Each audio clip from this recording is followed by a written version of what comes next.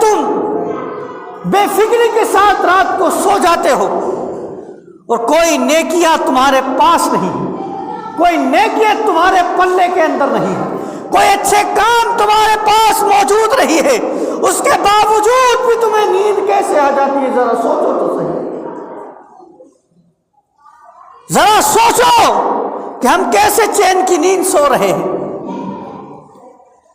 میرے آقا صلی اللہ تعالی علیہ وسلم کی زندگی کو دیکھیں اور اس سے سیکھنے کی کوشش کریں کہ وہ میرا نبی معصوم تھا، بخشایا تھا، لیکن اس نبی نے وہ عبادت کر کے دکھائی اس امت کو کہ جب میں نبی ہونے کے بعد اپنی عبادت کر رہا ہوں تو تم تو امتی ہو، تمہارا تو جنت میں جانا کنفرم ہے ہی نہیں کہ تم ڈائریکٹ میں جنت میں جاؤ گے یا نہیں جاؤ گے، تو تم کیسے ایسی زندگی گزار سکتے ہو؟ یاد رکھنا مسلمانوں، اگر ایسی ہی زندگی گزارتے رہے تو وہ جو خوفناک منظر ہے قیامت کا منظر، اس سے بچ نہیں پاؤ گے، کسی حال میں بچ نہیں پاؤ گے۔ آج ہمارے حالات یہ ہے کہ ہم لوگوں کے اوپر ظلم پہ ظلم کیے جا رہے ہیں، لوگوں پر زیادتی پہ زیادتی کیے جا رہے ہیں۔ میرے آقا صلی اللہ تعالی علیہ وسلم نے ارشاد فرمایا زیادتی کے حوالے سے، جو آج کے دور میں دیکھا جا رہا ہے، عام بات ہے، کسی غریب کو دیکھا چانٹا مار دیا، کسی غریب کو دیکھا گالی بک دی، کسی غریب کو دیکھا اس کو ماں بہن ایک کر دی، کسی مظلوم کو دیکھا دیکھ لیا کہ کچھ نہیں کر سکتا ہے، دو چار لونڈے اکٹھے ہو گئے اس کے اوپر ظلم کر دیے، دو چار لونڈے اکٹھے ہو گئے اس کا مال چھین لیا، دو چار لوگ اکٹھے ہو گئے اس کی جائیداد اور زمین کے اوپر قبضہ کر لیا۔ ایسے لوگوں کا حال کیا ہونے والا ہے؟ میرے آقا صلی اللہ تعالی علیہ وسلم ارشاد فرماتے ہیں کہ کل قیامت کے اندر ایک بندہ آئے گا کہ جس کی نیکیاں پہاڑوں کے برابر ہوگی۔ کس کے برابر ہوگی؟ پہاڑوں کے برابر۔ کس کے برابر؟ پہاڑوں کے برابر ہوگی۔ اللہ کی بارگاہ میں ایک بندہ حاضر ہوگا، پروردگار ظلم کیا ہے، میرے پر زیادتی کی ہے، پروردگار نیکیاں اٹھائے گا دے دے گا، نیکیاں اٹھائے گا دے دے گا، نیکیاں اٹھائے گا دے دے گا۔ ایسے ہی ہوتا رہے گا۔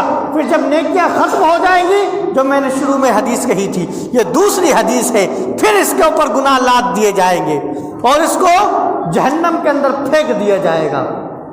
آیا تھا تو نیکیاں پہاڑوں کی طرح تھی، اور گناہ کون سے تھے؟ گناہ یہ زیادتی والے، جس کو آج لوگ عام کوئی گناہ نہیں سمجھتے۔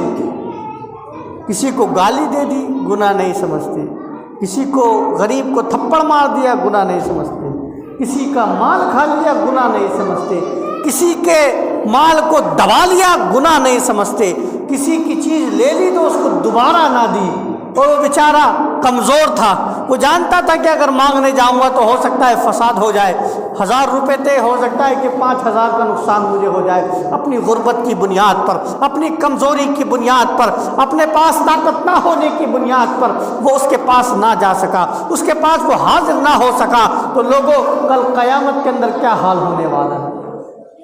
ایک تو ہم اور آپ اپنی نیکی دیکھیں کہ ہم کتنی نیکی کر رہے ہیں، یہ دیکھیں کہ ہم کتنے اعمال اچھے کر رہے ہیں۔ کرنے کے بعد یہ کوئی گارنٹی نہیں کہ وہ قبول بھی ہو رہے ہیں یا نہیں ہو رہے ہیں۔ کوئی کہہ سکتا ہے؟ آج کا معاملہ یہ ہے کہ کوئی 10 روپے دیتا ہے تو یہ چاہتا ہے کہ میرا نام پوری دنیا کے اندر آ جائے، وہ یہ چاہتا ہے کہ اخباروں کے فرسٹ پیج کے اوپر میری تصویر لگی ہوئی ہو، خرچ 5 روپے کر رہا ہے لیکن یہ چاہتا ہے کہ چرچا میرے پوری دنیا کے اندر ہو جائے۔ تو سوچو کہ جب ہمارا حال یہ ہے تو ہماری نیکیاں کیسی ہوں گی؟ ایک تو ہمارے کو پتہ ہی نہیں ہے کہ ہمارے پاس نیکیاں ہے بھی نہیں، دوسرا ہم لوگوں پر ظلم کر رہے ہیں، زیادتی کر رہے ہیں، لوگوں کو مار رہے ہیں، گالی دے رہے ہیں، پیٹ رہے ہیں، لوگوں کا مال کھا جا رہے ہیں۔ پھر سوچو کہ تمہارا حال کیا ہوگا۔ کوئی مزدور کسی کے پاس کام کر رہا ہے، اس کی تھوڑی سی کمی دیکھتا ہے، اس کا پیسہ کاٹ لیتا ہے، اس کا پیسہ کاٹ لیتا ہے، وہ کہتا ہے کہ فلانا تو نے ایسا کام کیا ہے۔ اب وہ مجبور ہے، بیچارہ لاچار ہے، وہ کچھ کر نہیں سکتا، اس کو پتا ہے کہ اگر میں اپنے سیٹ سے مزدوری کروں گا یا بحث و مباحثہ کروں گا تو مجھے کام سے نکال دے گا، لیکن یاد رکھنا وہ ظلم کر رہا ہے، اور ظلم اگر کر رہا ہے تو اس کا حساب اسے چکانا پڑے گا۔